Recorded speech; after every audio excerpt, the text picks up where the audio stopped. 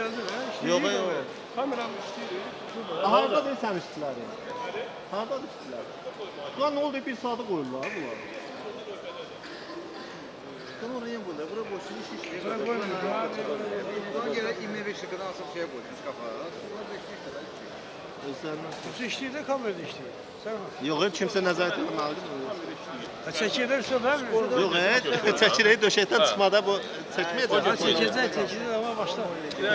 Allah siz. Bugar. Bu kadar. Sen de başlayayım. Naşir. Sən birinə bax da heç olmasa. Mən baxıram bax.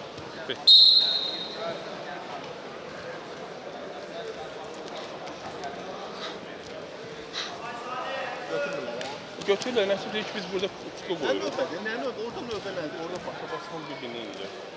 Hamı yüksün sonra. Mən o tutamı ora qoyuram.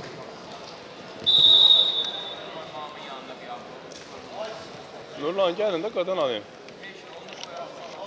Tez gəlin də zalda yarış gedir. Dene ne olacak da üstüne Ersin dene ne olacak? tez Hele de- kaçırsın. Dene ne olacak her şeyler. Yalvarırım.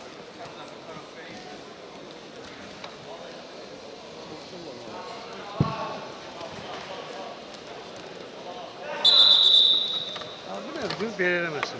Ket var. Burada olsa olamaz.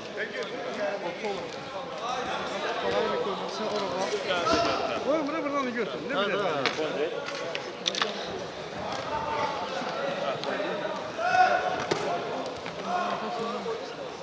Hə, Nurlan sən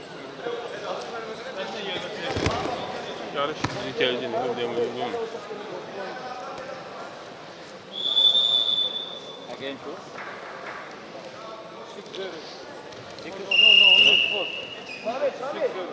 Tommy. Çin'e ne dersin abi? Çin buradan seçen bile.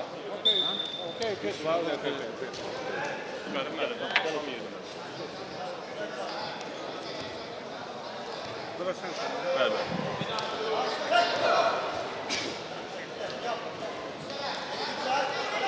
Qəşəng kadrdır, oyun.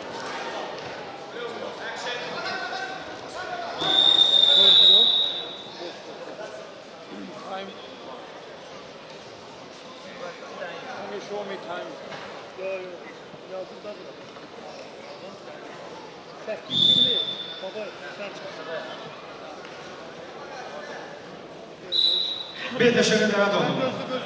Rövşen Tahir ve Elvis